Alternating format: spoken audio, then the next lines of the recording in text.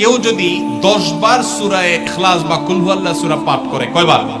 10 বার, রাতে দিনে যে কোনো সময় 10 বার যদি কেউ কুল হুয়াল্লাহ সূরা পাঠ করে, আল্লাহর নবী সাল্লাল্লাহু আলাইহি সাল্লামের হাদিসে ওয়াদা রয়েছে, আল্লাহ তাআলা ওই ব্যক্তির জন্য জান্নাতে একটা বিশাল প্রাসাদ নির্মাণ করবেন। দুনিয়ার কোনো প্রাসাদ না ভাই, পামজমারার প্রাসাদ না ভাই, এটা কোনো দুবাই বা পৃথিবীর কোনো গুরুত্বপূর্ণ জায়গার লোভনীয় কোনো আকর্ষণীয় কোনো জায়গার প্রাসাদ না ভাই, জান্নাতের প্রাসাদ।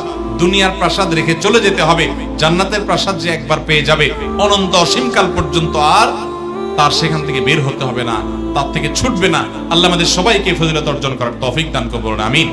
তাহলে সূরা ইখলাস 10 বার মাঝে মধ্যে পড়তে যদি আমরা চেষ্টা করি, পুরা সূরাটা একবার পড়তে 1 মিনিট সময় কিন্তু লাগে না।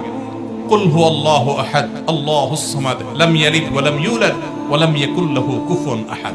কয় সেকেন্ড সময় লাগছে? 20 সেকেন্ড, 25 সেকেন্ড। আপনি চাইলে